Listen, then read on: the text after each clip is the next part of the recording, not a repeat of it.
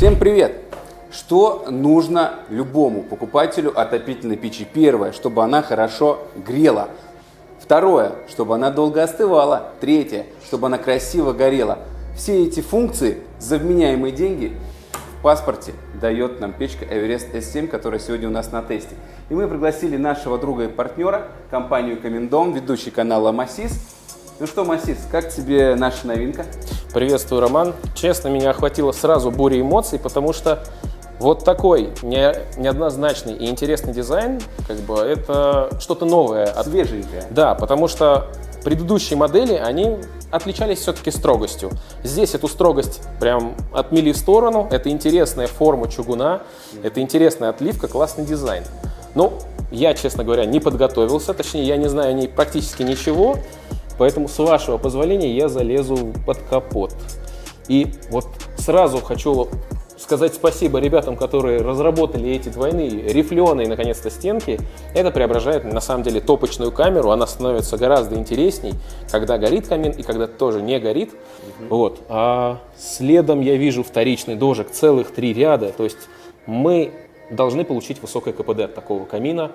А если посмотрим еще выше, тут толстенный чугунный, ключевой чугунный отбойник, то есть получается вся внутрянка износостойкая, и даже если мы попытаемся в экстремальных условиях ее топить, она точно не выйдет из строя. Кстати, дверка тоже вызывает особый интерес, петли спрятали, во-первых, петли потолще, и толщина дверки тоже большая, изгибы прибавляют жесткость, поэтому ее точно не поведет. Ну и, конечно же, вишенкой на торте это большое обзорное стекло, то, чего нам так сильно не хватает, когда мы топим камин. Потому что я много каминов видел, и вот камины с высоким вытянутым стеклом вот всегда выигрывают по красоте огня, потому что мы видим как основание, так и языки пламени. Да, все верно. Все покупатели печи Everest S7, не дадут соврать, вертикальная форма дает все-таки, другую картинку огня, да, это вот прямо вот от начала и до конца ты видишь всю игру пламени.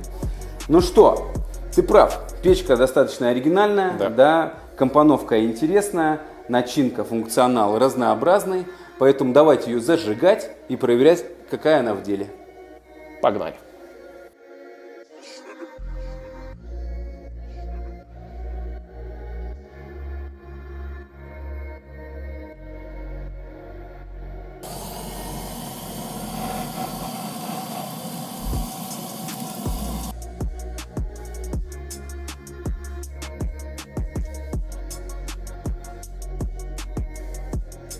Ну что, мы разожгли печку.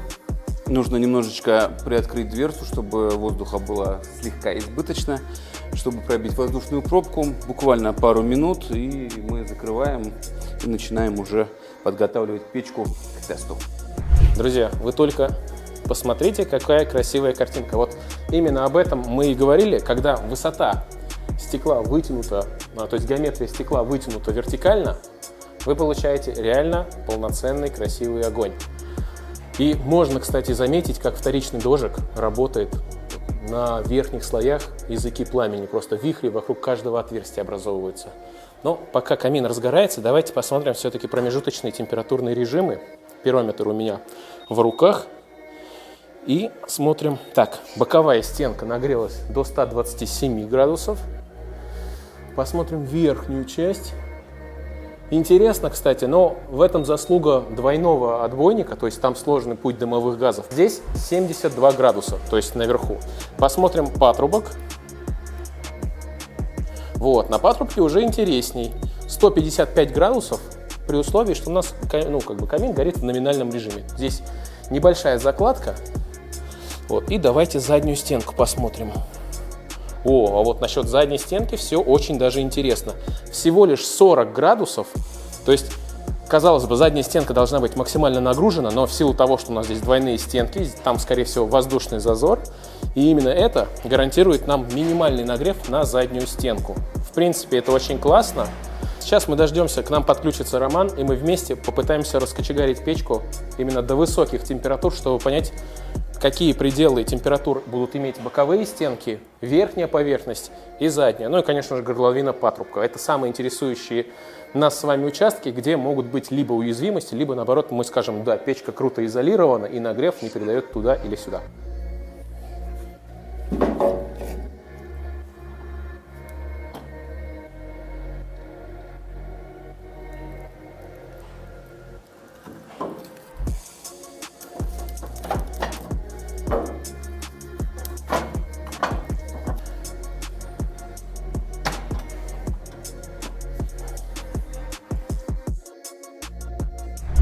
Топим печку уже минут 40, да, Масис? Да, даже больше, наверное. Жарковато, жарковато. Ну что там у нас на приборах? Давай сверим показатели.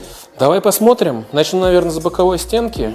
И перед нами, ого, 233 градуса. Это нагрузка на боковую стенку. Причем, наверное, вот середина топочной камеры. На верхней части, на плите у нас 144 градуса. Это как раз таки результат, что у нас здесь двойной пламяотсекатель, один чугунный, другой стальной. И к самому интересному, в принципе, задняя стенка, и это просто чудо. Ну, ребята, 61 градус на задней стенке. Вы представляете, печка топится в интенсивном режиме, сверху, да, небольшая, вот по бокам основная температура свыше 200 градусов, ну тоже, кстати, немного. Сзади практически холодная. Вау, круто. Да, это на самом деле не во всех печах, вообще далеко не во всех печах, тем более мы знаем, что чугун отдает жар прям во все направления, колоссальный объем жара, но как они умудрились здесь, я имею в виду производители, это предусмотреть, ну, молодцы, то есть безопасность превыше всего, поэтому расстояние безопасное еще никто не отменял, но чуть ближе кто-то может пододвинуться при соблюдении всех норм. Посмотри на дымоход. Кстати, да, вот труба. Но труба, кстати, как и боковые стенки, 250 градусов. При нормах 400 градусов для твердотопливных отопительных приборов это офигенный показатель. То есть запас прочности практически в 2 раза, да, если по температуре смотрим. Круто. И это при условии, что у нас все задвижки открыты. Максимально интенсивный, максимальный форсаж. Форсаж не то слово. Кстати, это вот первый раз вижу, я имею в виду из такого недорогого сегмента, когда печка при открытых задвижках там не сосет как пылесос, там все в трубу выгоняет. Да. Здесь все-таки размеренно он горит. И то мы еще даже не закрывали. Мне даже, кстати, интересно, что же будет. В принципе, может быть... Поехали, что, давай. Да, приступим. Значит, правая – это только система чистое стекло, только на стекло подается. Здесь у нас, значит, 2 функции у этой задвижки. Первое – это основной первый воздух на колосник, и дальше идет система подачи вторичного воздуха для дожигоуходящих газов, причем, как мы помним, да, здесь 3 уровня. Соответственно, до половины закрываем, выключаем колосник, ну и дальше уже балуемся, да, смотрим по ограничению воздуха на заднюю стенку. Топим уже 1,5 часа, интенсивный режим, и вот сейчас мы даже выключили свет для того, чтобы вы увидели, в чем прикол высокой топки. Смотрите, несколько уровней подачи воздуха на вторичку, и все эти уровни работают. Полено находится на подушке из углей, а горит только газ. Ну, не чудо ли? Как тебе? Вообще, это сказочная история, когда первичная закладка как раз просела, мы раскочегарили камин, он вышел на рабочую температуру. И вот самое идеальное, когда просто положили одно полежко, перекрыли задвижки, и вы получаете максимальную красоту от горения. И второе, большой теплосъем, дрова горят долго, и все тепло уходит в дом. Ну что, давай немножко подытожим, да, наш сегодняшний тест. Что мне больше всего понравилось? Ну, в первую очередь, конечно, я как любитель прекрасного из Санкт-Петербурга сразу обращаю внимание на вот такой вот необычный, немножко космический, креативный дизайн. Молодцы, Эверест, здорово. И вытянутая форма, это вот меня всегда привлекало. И здесь эта вытянутая форма подчеркнута специальными линиями огня.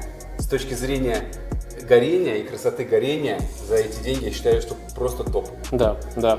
А вдобавок я, наверное, скажу, что техническая его составляющая вообще ничуть не хуже. Мы здесь все замерили. И получается, что камин максимально безопасный с точки зрения установки, потому что задняя стенка, казалось бы, должна быть самой нагруженной, но она здесь холодная. А вот боковые стенки, которые как раз-таки предназначены для прогрева помещения, лучше всего отдают тепло. И верхняя крышка, но она среднюю температуру набирает. В общем, по показателям вообще все потрясающе. Вот. Еще добавлю, все-таки 120 килограмм чугуна. Мы сейчас ее протопили, и я думаю, что часа 2-2,5, а где-то при хорошей изоляции и 3 можно получить просто, да, без открытого пламени, без дров. То есть, ну, серьезная экономия, я считаю. Кстати, Роман, единственный фактор, о котором мы вообще с самого начала не поговорили. Посмотри, пожалуйста, какое стекло чистое. Кстати, да, обалдеть. Мы тут, кстати, набаловались туда-сюда, туда-сюда. По идее, ну, конечно, так делать не надо. И при этом вот сейчас закрытая задвижка и полностью стекло. И оно идеально чистое. Ну, круто. Да, вот это уровень, я считаю, что когда выходишь с таким отопительным устройством на рынок, ну, после такого тест-драйва нужно смело ставить в дом. Согласен. Ну и я обещал в начале видео приоткрыть завесу тайны, сколько же стоит сие чудо. В итоге? 69 900. Это, ну, я считаю, что за такой функционал, за такой вес, за такое исполнение и за такую креативную красоту очень гуманные, хорошие деньги. Да? Но это сегодня, я скажу, это 6 июня 2024 года. Актуальная цена всегда на сайте Эверест. Welcome. Проверяйте, смотрите, наслаждайтесь и покупайте. А на этом, друзья, я думаю, что наш ролик подошел к своему логическому завершению. Мы получили реально удовольствие от работы камина. Вот. И я думаю, Роман хотел бы выразить благодарность за то, что все-таки пригласили, потому что такой опыт и самым первым увидеть это все-таки бесценно. Да, я тоже, если честно, получил истинное наслаждение от этого обзора, потому что, ну, на мой взгляд, вертикальные топки это всегда очень выгодно именно с точки зрения дизайна огня. Печка получилась обалденно. Спасибо, Масис. Зови к себе в гости, будем звать тебя и впредь. Подписывайтесь, ставьте колокольцы, пальцы вверх. Мы вас любим. Пока-пока. Счастливо.